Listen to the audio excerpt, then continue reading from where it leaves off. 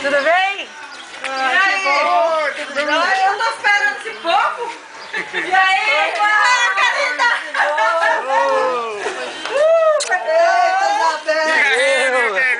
Beleza? Tudo bom? Saímos de lá agora de manhã, querida. Como é você? Que bom! Tudo bom? Sim, segura assim. Tá filmando. Saiu lá agora. Ei, pode parar!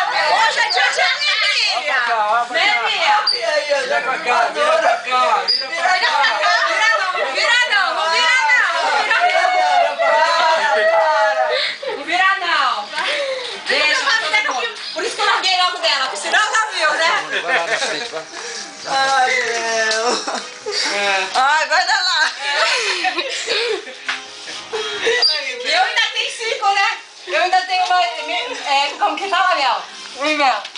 Hoje ainda tem... Eu ainda vim aqui pelo menos há 5 anos atrás, né?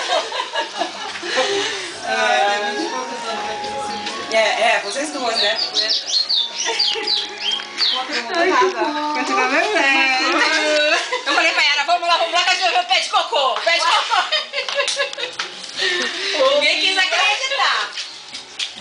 Ai, como é bom em vocês. O Bia falou que só ia acreditar que estava aqui em Salvador quando ele chegasse e abraçasse a Isabel. Porque do contrário ele não ia saber que estava aqui.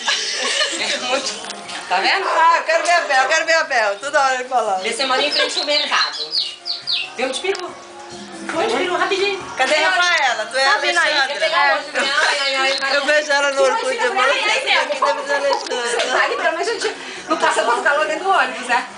Muita gente. Rafa tá vindo aí. Olha essas meninas como cresceram, né?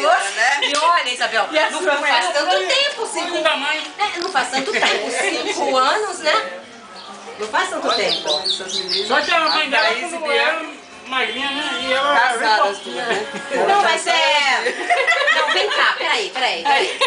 Tinha uma que o Valdir atazanava. Quem era? Era ela? Ela, tá vendo como mudou? Ela mudou. O Valdir atazanou toda a cabeça da menina. Ah, pode ir já se vê, né? Como ele atazanou? Meu Deus.